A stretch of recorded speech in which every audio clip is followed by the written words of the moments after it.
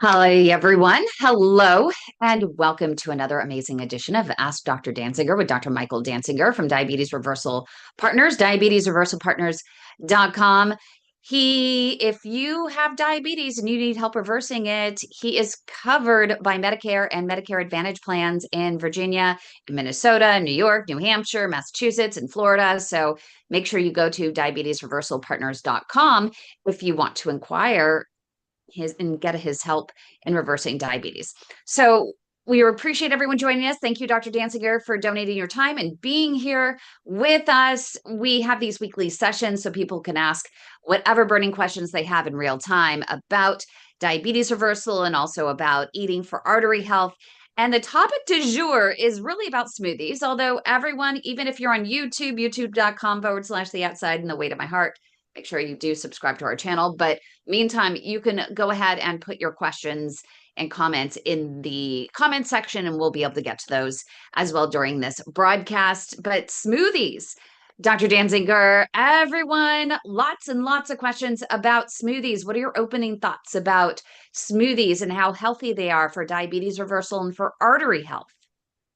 Yeah, great topic today. Thanks, Kim, for the opportunity. I love answering questions and speaking with anyone who shows up for these. So smoothies, there's 100 ways to do them right and 100 ways to do them wrong. And some There's about people a love thousand ways to smoothies. do them wrong. Yeah. Yes.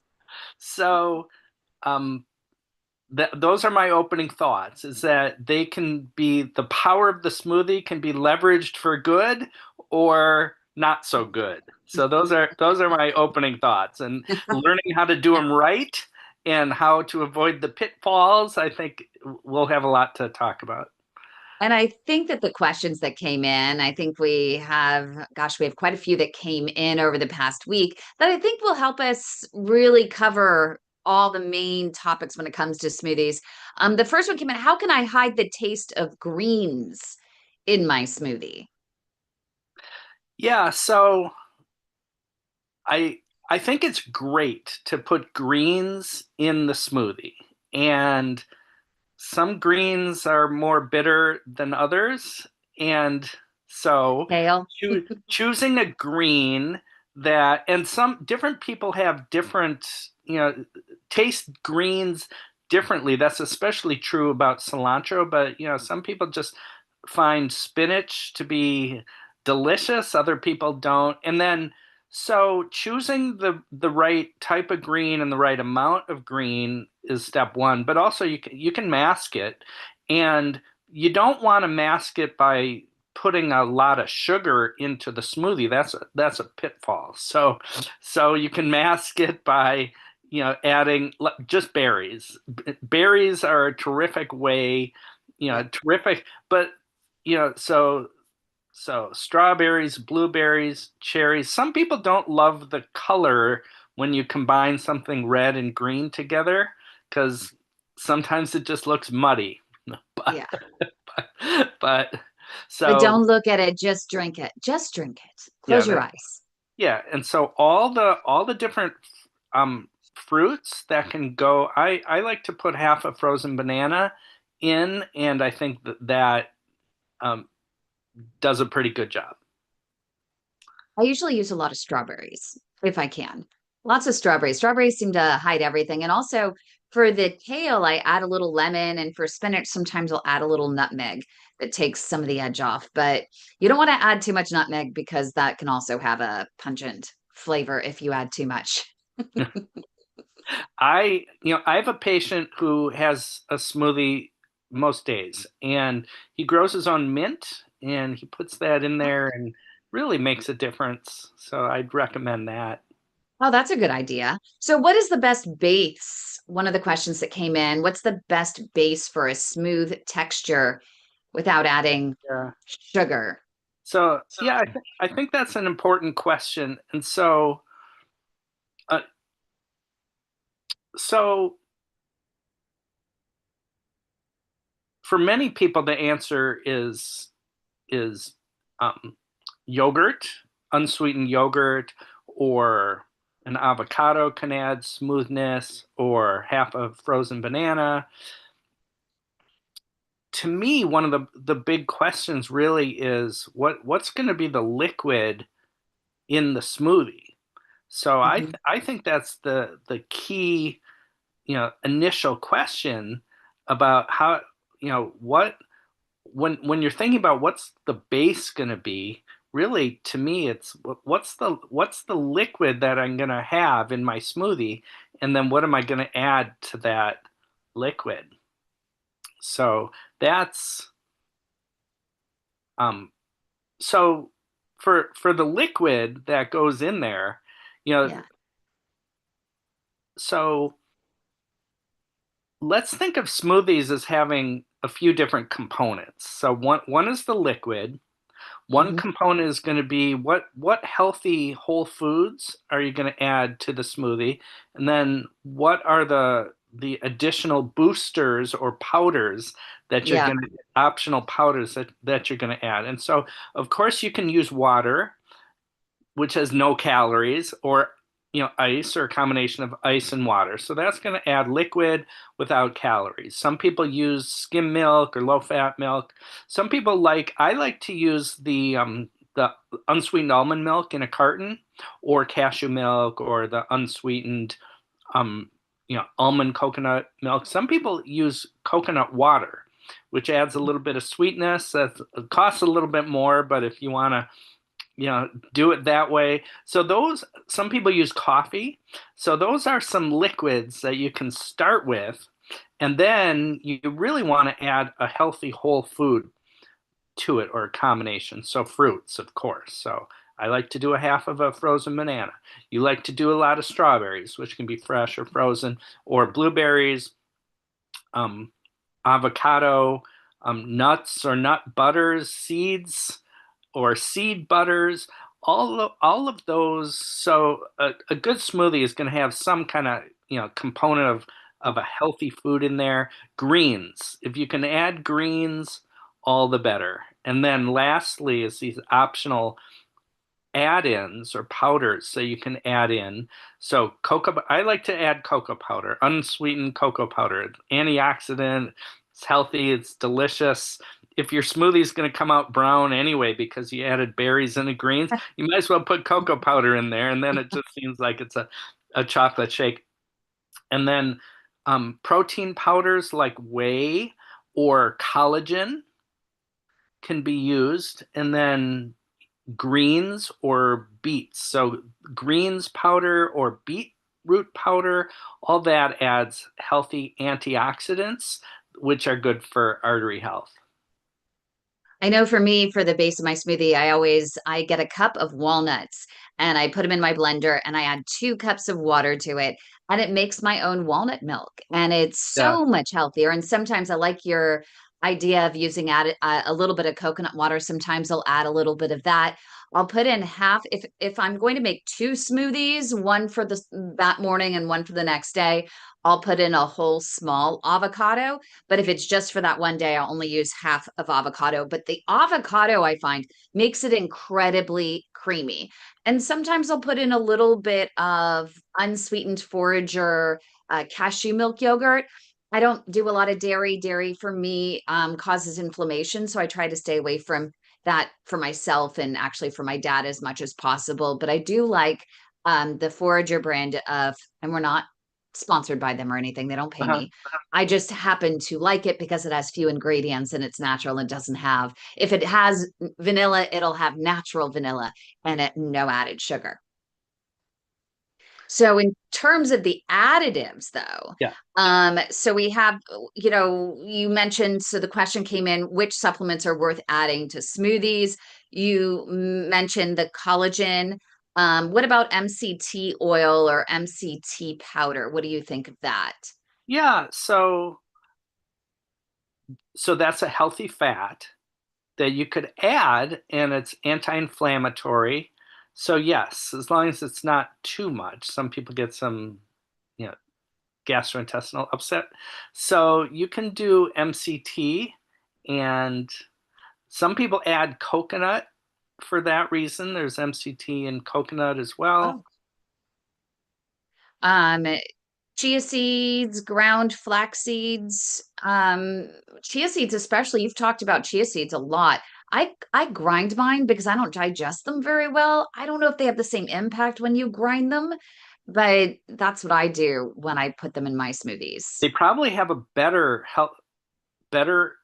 impact when you grind them. So Oh, really? some people like Okay. so chia seeds and flax seeds are good sources of omega-3. Some Yeah. people really like the texture of the chia seeds. I personally don't, but some people do. And then if you grind them, then it changes the texture, but also those omega-3s become more easily absorbed by the intestinal tract. And that's definitely true about flaxseed too. It's the ground flax seeds that are absorbed. And so that some people add flax oil to a smoothie for the omega-3s as That's a good well. idea. So Do you, in terms of the super greens, do you have any guidance on that? I know that there are some that have added sugars and added things that you can't pronounce. So these are powders that you can buy, probably right near the protein powders. And I don't have much personal experience with those, but yeah, you don't want a lot of added sugar, but yeah, those you know, adding so this is concentrated greens of in combinations, and yes, I think that's going to add healthiness to the smoothie. It's for some people that's going to be easier than adding spinach, Mhm.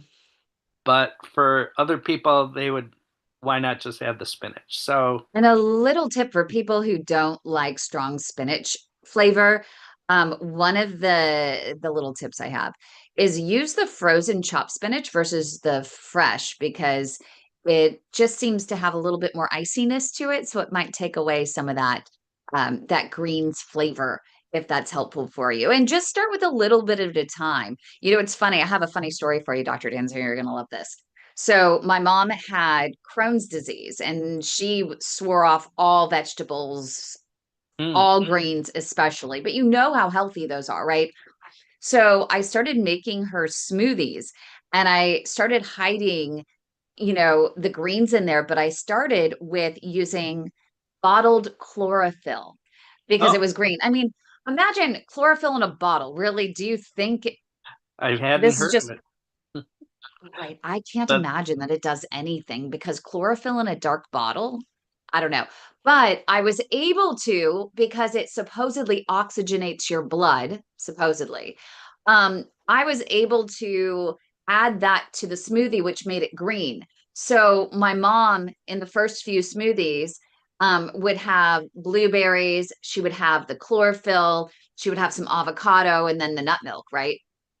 So then I started adding a little bit of spinach in there and then a little bit more spinach and then a little bit more. She had ah, no idea because it was still the same color with the chlorophyll, which did absolutely nothing.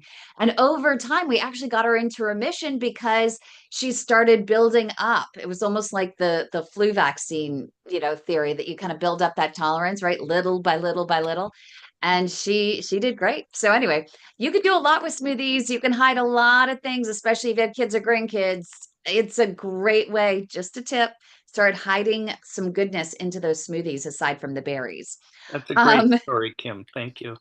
but here is a question that came in as well. Are smoothies too high in sugar for people with diabetes and circulation issues? Yeah, that's a great question. So you want your so the answer is they're only too high in sugar if you're not careful about how you make it. So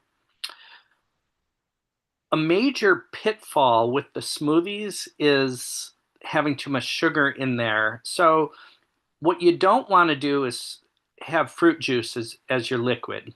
I mean, it's tempting. It's perfect. It makes for a delicious smoothie, but that's going to spike your blood sugar too much. So, even though pineapple juice or orange juice would, be phenomenal in a smoothie, that's not for people with diabetes or concerns about their artery health. So, I wouldn't add a lot of sugar in any form, whether it's honey or, um, you know, any sweetened anything. So but you need some sweetness in your smoothie, and I think stevia is the best way to go for that, or some other natural sweeteners that don't spike the blood sugar, like monk fruit or allulose, I think is becoming more popular. And then I don't have that big of a problem with the artificial sweeteners like Splenda. I think they're better than sugar, but if you can do stevia, I think that's really the best way. And then that'll really, double or triple the sweetness of the fruit that you put in there. And so a little bit of berries, of course, banana has some sweetness to it, and to really make accentuate that, I think stevia is the way to go. Does blending, this is another question that came in, does blending destroy nutrients in fruits and vegetables? Because No, some are wondering, well, is it okay? I can eat all the vegetables and such in the smoothie, but I just don't like to eat them separate. yeah, so I can see why that would be a question, but the good news is no, it doesn't. It doesn't get rid of the nutrients. So the nutrients won't the nutrients once you blend the smoothie, it's not as nutritious a day later. You want to have your smoothie the same day you make it if possible. That's when it starts to lose some of its nutrients, but Okay. not just from the blending process. So that's good news. So there went my whole idea of making my smoothies for the week and on a Sunday. Shoot. But they If, did. I mean, I guess I could just, one of the toughest part is really doing the walnuts and adding the water and such. But I guess you could just make little baggies, right? yeah, And so then have the baggies and put them in. you can do components of a smoothie. Those you can prep in advance, but I it just hasn't worked well for people to make like a week's worth of completed smoothies. Yeah. So, but if you get your components for a daily smoothie, ready at the beginning of the week, that can work pretty well. And some people, freeze individual portions of fruits or vegetables, or you can make nut milk and freeze it into ice cubes and then just add Oh, that's a water good and stuff. idea. You can do it's just hard to take a full serving of a smoothie and freeze it. What you want to be able to do is add the liquid to the other components, and then whip it up fresh, and there you go. I like that idea.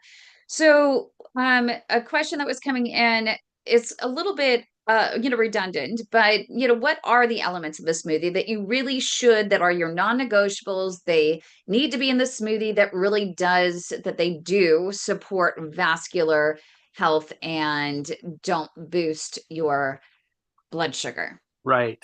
Okay, so I think every smoothie should have a combination of a liquid and a healthy whole food ingredient. So these are the minimum. And you know, the good news is just about any fruit or vegetable that you can think of, as long as it doesn't have a bunch of sugar added, is going to contribute to artery health. All the things that make the fruits and vegetables colorful are good for the artery health. I like a mix simultaneously, but um, if you don't mind your smoothie being brown, but greens. So greens are good. The beets are good. Um, nuts are healthy in moderation.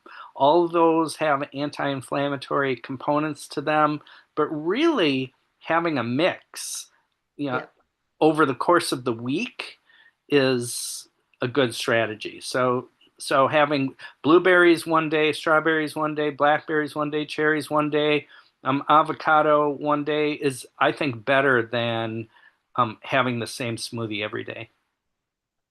Beetroot powder turns your smoothie reddish.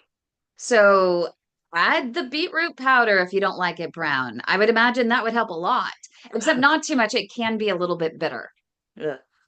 Yeah, So different people. I love beets. My wife hates them. They taste like dirt to her, but to me, really, they taste delicious. I noticed the difference between the packaged beets, the canned beets, Mhm. and the fresh beets. I have fallen in love with, unfortunately, fresh boiled beets and then roasting them. They taste so different when they're done fresh. And you have to peel them, of course, right? A Take lot the of skin work, off. but it's worth it. Oh my gosh, they taste completely different than the ones you get in the package or in the can. Completely different. So it's worth trying if you do have the time. It's so healthy. But for your smoothies, I don't add the regular beets. I just do beetroot powder, my super beets. And Okay. lots of nitric oxide in there for that with that. Um, okay, what other questions have come in? Um, how much of each of the supplements? So you mentioned a bunch of supplements. This person wants to know how much of each of the supplements should they add? I know that's a loaded question because you mentioned collagen, you Yeah. mentioned MCT oil, you mentioned ground flaxseed, chia seeds, green powder, cacao powder, all of the above, even collagen. Yeah, so it's an important question without any um, clear-cut answer. So the supplement these things usually, especially things that come with a scoop in them or a dropper, you know have instructions on them that'll say, add 1 scoop or 2 scoops or something like that. And so that, using the package directions, I'm not going to say, oh, you want 10 to 20 grams of collagen. You instead use the package directions, and then as a starting point, and then adjust it for your own taste. Um, Usually, downward. So they'll usually give you kind of the maximum tolerated on the package, but you can start there, and then you can dial it down from there if need be. And a good point being brought in is with chronic kidney disease patients, you do need to watch the protein. So it's really important that you talk to your doctor about how much protein that you should be adding. If you're going to use a protein powder or such, you do need to be very careful, right, Dr. Dansinger? Yeah, that's a good point. We did a whole session on how to balance protein in kidney disease, and of course you talk to your doctor about that. You don't want it to be too little, and you don't want it to be too much. And so hitting that sweet spot on your daily protein intake is important, and it depends on your kidney function and what your own nephrologist has to say. And in terms of diabetes, another question coming in here is really making sure that the smoothie does not spike the blood sugar. Are the fats the key? And how many berries should I put in? Yeah, so the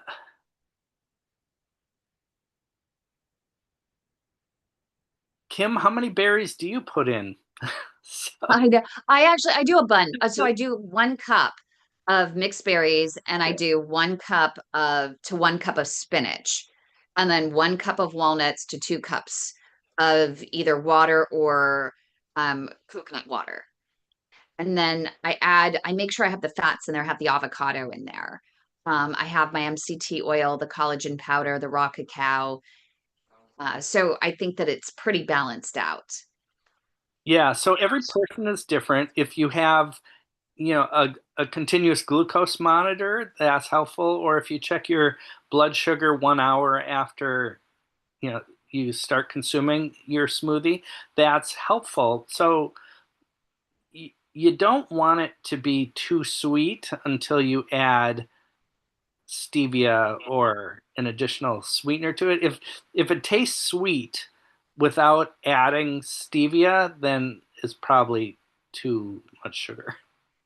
Yeah. I mean, if you do have the glucose monitor, it's really key. I know. I'm curious. We have Beth here who's in our live studio audience. I'm not sure. Type 1 diabetic. Beth, have you tried doing smoothies and having your glucose monitor on there? I have tried a smoothie. That's why I mentioned watermelon. Oh, I have frozen watermelon and frozen cantaloupe and stuff like that in my freezer. So I've taken some of that out and I've used like local ice creams and used that. or not ice cream, but yogurt, the frozen yogurt, like the ice cream yogurt. I've actually used that with the watermelon, which the watermelon is like water itself, so that's going to make it a little bit more soupier. And it's amazing. I really have to watch my blood sugars close though, because it will raise my sugars real high. I found out the hard way because I Probably had instead of the frozen yogurt, I would imagine doing the regular yogurt unsweetened with maybe an avocado in there. What do you think, Dr. I Dansinger? tried that. Yeah, yeah, I like that. So the frozen yogurt usually has some um, sugar added. So if that's the case, that's a pitfall. And then watermelon can be used in smoothies. You know, it's a beautiful color and flavor, and you just have to be careful with the amount, just like any fruit. And um, watermelon is sort of mid-range when it comes to, if you lined up all the fruits, like 1 cup of berries versus 1 cup of cantaloupe versus 1 cup of watermelon versus 1 cup of grapes, the grapes would spike a cup of grapes would spike your blood sugar more than a cup of watermelon, because even though watermelon has a high glycemic index, the glycemic load is not as high because there's a lot of water in watermelon. And so Hence the sometimes, name. so I think the most concerning fruits are grapes and pineapple and mangoes, and then dried fruits, of course. But most fruits, as long as you're careful with the amounts, you can put them in a smoothie. I just Yeah, wouldn't. I would love to hear, Beth, if you can try maybe doing some berries, maybe a little watermelon, getting some greens, balancing out the greens, Mm. adding the avocado, and maybe trying, as Dr. Danziger mentioned, the unsweetened yogurt as well, and seeing if that might help. And I'm curious, and Dr. Danziger, do the nuts have the same impact if they're with protein, if they're pulverized into a milk? Yeah, that's a great question. So nuts, 90% of the calories in nuts are fat, healthy fat. And so, there is a little bit of protein and a little bit of carbohydrate in nuts, but it's mainly fat, and it's healthy fat. The problem is nuts have a lot of calories. And so, for example, a cup of walnuts in a smoothie is about 800 calories right there. And so, if Wow. if for people who are watching their for people who are trying to lose weight, you wouldn't want to do more than 2 tablespoons of nuts or peanut butter in a smoothie. But for people who aren't, right, so, but a cup of healthy nuts is going to be about 800 calories. So be careful about that. So Wow. having healthy fat in a smoothie, aside from adding a lot of calories, will slow the rate at which the blood sugar rises, because the stomach doesn't empty as quickly, and it sort of balances out the carbohydrate. Well, it makes me wonder that when you're drinking the the milks that you get, the nut milks that you get in the fridge, I mean, they're pretty, nutty when you get them. I almost wonder per cup that you drink of these, I mean, how many, they do have the calories on there. It doesn't look like too much, but I'm wondering if they're not really So, accurate. for example, unsweetened almond milk. I drink the Silk brand of almond milk. There's other similar Yeah. brands. Um, so unsweetened almond milk is about 30 or 35 calories per cup. So there's not that much almond in commercial almond milk. But if you made almond milk in a blender at home, if you use 1 cup of almonds with 800 calories plus 2 cups of water, you would have 3 cups of liquid for a total of 800 calories for 3 cups. So that would be, about 5 times as many calories as what you get from the commercial. But having said that, homemade nut milk definitely has a place. Just use it sparingly and freeze it into ice cubes.